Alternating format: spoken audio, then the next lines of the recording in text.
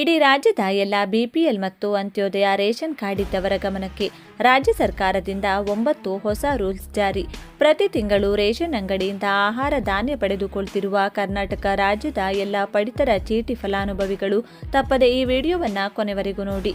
ನಿಮ್ಮ ಬಳಿ ಈಗಾಗಲೇ ಬಿಪಿಎಲ್ ಅಥವಾ ಅಂತ್ಯೋದಯ ರೇಷನ್ ಕಾರ್ಡ್ ಇದ್ರೆ ಈ ವಿಡಿಯೋಗೆ ಈಗಲೇ ಒಂದು ಲೈಕ್ ಮಾಡಿ. ರಾಜ್ಯದ ಆಹಾರ ಇಲಾಖೆಯಿಂದ ಈ ಎಲ್ಲ ಪಡಿತರ ಚೀಟಿದಾರರಿಗೆ ಮಹತ್ವದ ಸೂಚನೆಯನ್ನು ನೀಡಲಾಗಿದ್ದು, ಪ್ರತಿ ತಿಂಗಳು ರೇಷನ್ ಆಹಾರ ಧಾನ್ಯ ಪಡೆದುಕೊಳ್ಳುತ್ತಿರುವ ಎಲ್ಲ ಗ್ರಾಹಕರು ಕೂಡ ಈ 9 ಹೊಸ ರೂಲ್ಸ್ಗಳ ಬಗ್ಗೆ ತಿಳಿದುಕೊಳ್ಳುವುದು ಕಡ್ಡಾಯಗೊಳಿಸಲಾಗಿದೆ. ಇಲ್ಲವಾದರೆ ನಿಮ್ಮ ರೇಷನ್ ಕಾರ್ಡ್ ನಿಮ್ಮಿಂದ ಕೈಬಿಟ್ಟು ಹೋಗಬಹುದು. ಪಡಿತರ ಚೀಟಿ ಸಬ್ಸಿಡಿ ಆಹಾರ ಧಾನ್ಯಗಳನ್ನು ಖರೀದಿಸುವ ದಾಖಲೆಗಿಂತ ಹೆಚ್ಚಿನದ್ದಾಗಿದೆ. ಇದನ್ನು ಸರ್ಕಾರಿ ಕಲ್ಯಾಣ ಯೋಜನೆಗಳು, ಗುರುತಿನ ಪರಿಶೀಲನೆ ಮತ್ತು ಕುಟುಂಬ ದಾಖಲೆಗಳನ್ನು ಪಡೆಯಲು ಸಹ ಬಳಸಲಾಗುತ್ತದೆ. ಆದರೆ ಅನೇಕ ಜನರು ತಮ್ಮ ಪಡಿತರ ಚೀಟಿಯಲ್ಲಿ ಅವರಿಗೆ ಪ್ರಯೋಜನಗಳನ್ನು ನಿರಾಕರಿಸಿದಾಗ ಮಾತ್ರ ಸಮಸ್ಯೆ ಇದೆ ಎಂದು ಅರಿತುಕೊಳ್ಳುತ್ತಾರೆ. ಆದರೆ ಪ್ರತಿಯೊಬ್ಬ ಪಡಿತರ ಚೀಟಿದಾರರು ನಿಯಮಿತವಾಗಿ ಪರಿಶೀಲಿಸಬೇಕಾದ ಪ್ರಮುಖ ವಿಷಯಗಳು ಇಲ್ಲಿವೆ. ಮೊದಲನೆಯದಾಗಿ ಎಲ್ಲ ಕುಟುಂಬ ಸದಸ್ಯರ ಹೆಸರಿದೆಯೇ ಪರಿಶೀಲಿಸಿ.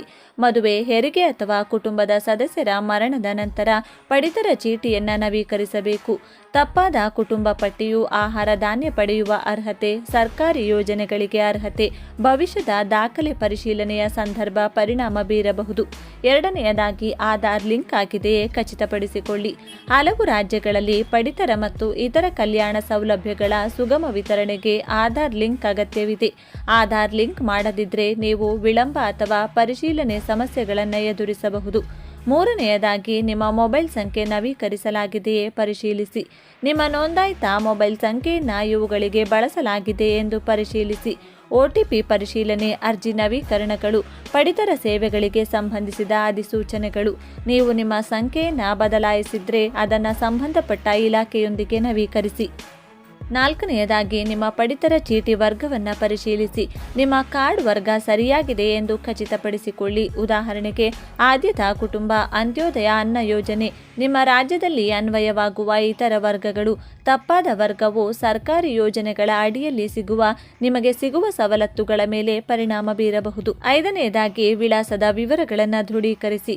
ನೀವು ಹೊಸ ಮನೆಗೆ ಸ್ಥಳಾಂತರಗೊಂಡಿದ್ರೆ ಸಾಧ್ಯವಾದಷ್ಟು ಬೇಗ ನಿಮ್ಮ ವಿಳಾಸವನ್ನು ನವೀಕರಿಸಿ. ಇತರ ಸರ್ಕಾರಿ ಸೇವೆಗಳಿಗೆ ಅರ್ಜಿ ಸಲ್ಲಿಸುವಾಗ ಅಥವಾ ನಿಮ್ಮ ಪಡಿತರ ಚೀಟಿಯನ್ನು ವರ್ಗಾಯಿಸುವಾಗ ಹಳೆಯ ವಿಳಾಸವು ಸಮಸ್ಯೆಗಳನ್ನು ಉಂಟು ಮಾಡಬಹುದು. ಆರನೆಯದಾಗಿ ನಿಮ್ಮ ಮಾಸಿಕ ಹಕ್ಕನ್ನು ಪರಿಶೀಲಿಸಿ. ನಿಮ್ಮ ಕುಟುಂಬವು ಎಷ್ಟು ಪಡಿತರವನ್ನು ಪಡೆಯಲು ಅರ್ಹವಾಗಿದೆ ಎಂಬುದನ್ನು ನಿಖರವಾಗಿ ತಿಳಿದುಕೊಳ್ಳಿ. ನ್ಯಾಯಬೆಲೆ ಅಂಗಡಿಯಿಂದ ಹೊರಡುವ ಮೊದಲು ನಿಮ್ಮ ರಾಜ್ಯದ ಸಾರ್ವಜನಿಕ ವಿತರಣಾ ವ್ಯವಸ್ಥೆ ಅಡಿಯಲ್ಲಿ ಉಲ್ಲೇಖಿಸಲಾದ ಸರಿಯಾದ ಪ್ರಮಾಣವನ್ನು ನೀವು ಸ್ವೀಕರಿಸಿದ್ದೀರಿ ಎಂದು ಪರಿಶೀಲಿಸಿ. ಏಳನೆಯದಾಗಿ ನಿಮ್ಮ KYCಯನ್ನು ನವೀಕರಿಸುತ್ತೀರಿ. ಹಲವಾರು ರಾಜ್ಯಗಳು ಪಡಿತರ ಚೀಟಿದಾರರಿಗೆ KYCಯನ್ನು ಪರಿಚಯಿಸಿವೆ. ಅನ್ವಯವಾಗುವಲ್ಲಿ KYC ಬಾಕಿ ಇದ್ರೆ ಪರಿಶೀಲಿಸಿ. ಪೂರ್ಣಗೊಳ್ಳುವವರೆಗೆ ನಿಮ್ಮ ಪ್ರಯೋಜನಗಳು ವಿಳಂಬವಾಗಬಹುದು ಅಥವಾ ತಾತ್ಕಾಲಿಕವಾಗಿ ಅಮಾನತುಗೊಳ್ಳಬಹುದು. ಎಂಟನೆಯದಾಗಿ ಕಳೆದು ಹೋದ ಅಥವಾ ಹಾನಿಗೊಳಗಾದ ಕಾರ್ಡ್ಗಳನ್ನು ತಕ್ಷಣ ವರದಿ ಮಾಡಿ. ನಿಮ್ಮ ಪಡಿತರ ಚೀಟಿ ಕಳೆದು ಹೋದ ಅಥವಾ ಹಾನಿಗೊಳಗಾಗಿದ್ರೆ ನಕಲಿ ಕಾರ್ಡ್ಗಾಗಿ ತಕ್ಷಣ ಅರ್ಜಿ ಸಲ್ಲಿಸಿ. ಅಪರಿಚಿತ ಜನರೊಂದಿಗೆ ಫೋಟೋ ಕಾಪಿಗಳನ್ನು ಹಂಚಿಕೊಳ್ಳುವುದನ್ನು ತಪ್ಪಿಸಿ. ಉಲ್ಲೇಖಕ್ಕಾಗಿ ಡಿಜಿಟಲ್ ಪ್ರತಿಯನ್ನು ಇಟ್ಟುಕೊಳ್ಳಿ. ಒಂಬತ್ತನೆಯದಾಗಿ ವಂಚನೆ ಕರೆಗಳ ಬಗ್ಗೆ ಎಚ್ಚರದಿಂದಿರಿ. ನೀವು ಶುಲ್ಕವನ್ನು ಪಾವತಿಸದ ಹೊರತು ಅಥವಾ OTPಯನ್ನು ಹಂಚಿಕೊಳ್ಳದ ಹೊರತು ನಿಮ್ಮ ಪಡಿತರ ಚೀಟಿಯನ್ನು ನಿರ್ಬಂಧಿಸಲಾಗುತ್ತದೆ ಎಂದು ವಂಚಕರು ಹೆಚ್ಚಾಗಿ ಹೇಳಿಕೊಳ್ಳುತ್ತಾರೆ.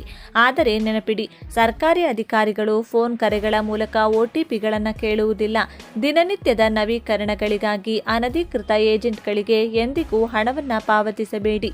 ನಿಮ್ಮ ರಾಜ್ಯದ ಅಧಿಕೃತ ಆಹಾರ ಮತ್ತು ನಾಗರಿಕ ಸರಬರಾಜು ಪೋರ್ಟಲ್ ಅಥವಾ ಗೊತ್ತುಪಡಿಸಿದ ಸೇವಾ ಸಂಸ್ಥೆಗಳನ್ನು ಕೇಂದ್ರಗಳನ್ನು ಮಾತ್ರ ಬಳಸಿ.